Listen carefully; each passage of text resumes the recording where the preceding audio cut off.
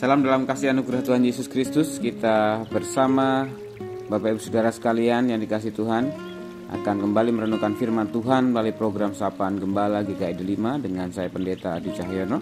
Hari ini Selasa 17 September 2024. Sebelumnya mari kita berdoa. Bapa di surga, kami bersyukur untuk kesempatan yang indah. Kami akan bersama-sama membaca merenungkan firman-Mu. Roh Kudus tolonglah kami. Amin. Ya, firman Tuhan yang terpilih dari Pengkhotbah pasal 14 ayat 17 sebagai dasar untuk kita merenungkan firman Tuhan dengan tema pendengar yang baik. Demikian. Jagalah langkahmu ketika engkau berjalan ke rumah Allah, mendekat untuk mendengar lebih baik daripada mempersembahkan korban yang dilakukan orang-orang bodoh, karena mereka tidak tahu bahwa mereka berbuat jahat. Demikianlah pembacaan firman Tuhan kita pada saat ini. Bapak saudara yang kasih dalam Tuhan Yesus Kristus, kita tahu secara umum atau normal Tuhan menciptakan manusia dengan alat panca indera yang berfungsi untuk menyentuh, mengecap, merasa, mendengar, berbicara. Dan kalau kita perhatikan, bukan tanpa tujuan Tuhan menciptakan mulut kita satu, tetapi telinga kita dua. Iya, betul sekali. Ini mengingatkan kepada kita bahwa kita ini harus lebih banyak mendengar daripada berkata-kata. Nah, pada saat ini saudara, firman Tuhan menegaskan kepada kita. Penulis Amsal atau penulis Pengkhotbah menegaskan bahwa menjadi pendengar yang baik itu lebih berharga daripada persembahan yang diserahkan kepada Tuhan. Ini konteksnya di dalam berdatang beribadah kepada Tuhan. Penulis Amsal mengatakan bahwa persembahan tidak penting. Orang Israel sangat rajin, tekun, tidak pernah bolong dengan persembahan syukur atau korban syukur mereka. Tetapi ketika firman Tuhan diberitakan, banyak sekali orang Israel yang tidak peduli, tidak mau mendengarkan, tidak mau mengindahkan firman Tuhan yang disampaikan terutama melalui para nabi Allah. Oleh sebab itu menjadi penting untuk kita perhatikan ketika firman Tuhan mengatakan menjadi pendengar yang baik ketika datang kepada Tuhan lebih penting atau lebih baik daripada persembahan yang dibawa. Seringkali persembahan yang diserahkan memiliki tujuan atau motif-motif yang tidak murni. Bahkan tidak sedikit orang yang masih memiliki pemikiran kalau memberikan persembahan nanti akan dilipat gandakan oleh Tuhan berkat-berkatnya.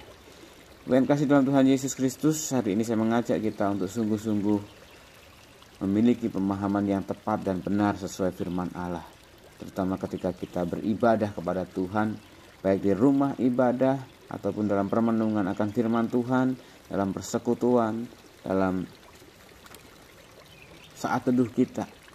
Apapun firman yang Tuhan beritakan melalui hamba-Nya, melalui para pelayannya, mari kita menyadari bahwa Allah sendiri yang berbicara kepada kita melalui firman-Nya, sehingga kita pun menyadari bahwa tidak sedikit sebenarnya Tuhan senantiasa menyapa kita melalui firman Tuhan yang kita baca, kita dengarkan, kita renungkan. Tetapi ketika kita tidak fokus atau kita lebih mengikuti apa yang menjadi agenda-agenda, rencana, keinginan kita, maka kita tidak mendengarkan, tidak menemukan apa yang menjadi pesan firman Tuhan untuk kita lakukan dalam hidup kita.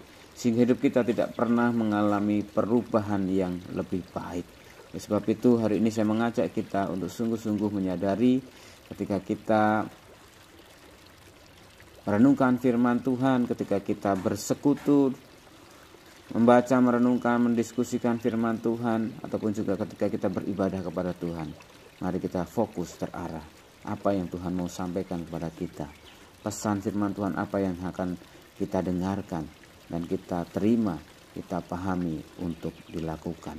Itulah cerminan orang yang takut akan Tuhan, sebagaimana dituliskan oleh penulis kitab Pengkhotbah ini.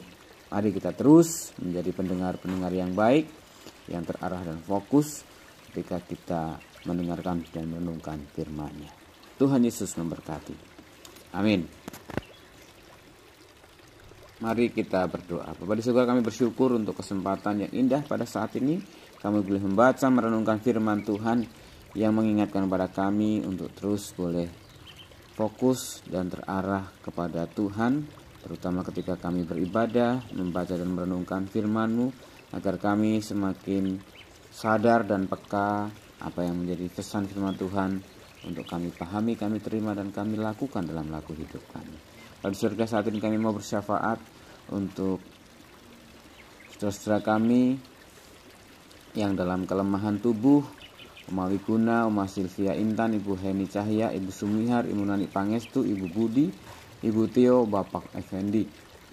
Mereka yang juga sedang dalam masa pengobatan, pemulihan, Tuhan memberkati. Ibu Trisnani Sesutejo, Ibu Titiniati, Bapak Tony Talaar, Bapak Edward, Ibu Trisnani Sesutejo, Ibu Titiniati, Ibu Tiwi, Ibu Variana, Ibu Neti Ritonga yang masih dirawat Rumah Sakit Pondok Indah, Bapak Effendi, Bu Dewi yang dirawat di Rumah Sakit Pelni, dan beberapa yang mungkin belum bisa kami sebutkan. Kami rindu Tuhan, saudara-saudara kami ini boleh terus merasakan lawatan Tuhan di tengah segala perjuangan, daya, dan upaya mereka untuk merasakan kesembuhan yang daripada Tuhan. Kami mau berdoa juga untuk saudara-saudara kami yang berulang tahun pada tanggal 16 September. Ada Ibu Kurniasih Sugiarpro, ada Saudari Vivian Budianto, dan tanggal 16 ada Kurniawati Sugiarpo, dan 17 September Ibu Yvette Maggie Watimuri dan Ananda Kevin Kenan Kristianto. Kami berasa syukur dan bahagia kami Tuhan limpahkan rahmat, berkat, sukacita, kesehatan buat mereka. Kami juga terus mendoakan Tuhan untuk gerejamu dalam rangkaian bulan pemuda di bulan September ini. Tuhan terus memberkati kaum muda GKI 5 boleh berhimpun, bersekutu, berkomunitas untuk dibentuk dan bertumbuh searah apa yang menjadi rencana dan kehendak Tuhan. Kami doakan juga untuk bulan keluarga yang akan berlangsung selama bulan Oktober mendatang. Tuhan berkati panitia agar rangkaian kegiatan yang ada boleh senantiasa mencermati apa yang menjadi rencana dan kehendak Tuhan untuk dilakukan.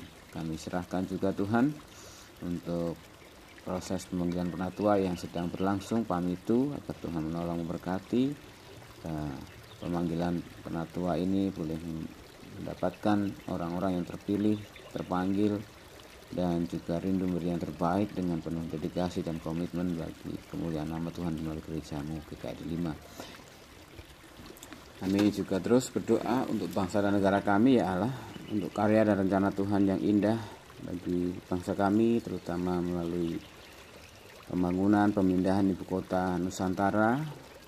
Tuhan menolong berkati pemerintah, Presiden Jokowi yang akan menyelesaikan pemerintahannya sampai dengan tanggal 19 Oktober ke kantor di IKN. Tuhan menolong berkati semuanya berjalan seturut dengan rencana dan kehendak Tuhan untuk hormat kemuliaan Tuhan bagi bangsa negara kami. Juga berkati persiapan pemerintahan yang baru di bawah pimpinan Presiden terpilih Prabowo Subianto dan Gibran Raka Buming Raka, agar diberikan hikmat bijaksana, sukacita, kekuatan hikmat Tuhan untuk membentuk sebuah komitmen kesungguhan yang nyata bagi pembangunan bangsa dan negara kami. Inilah doa kami Tuhan yang kami minta, kami alaskan dalam satu nama Tuhan kami Yesus Kristus yang mengajarkan kami doa Bapa kami.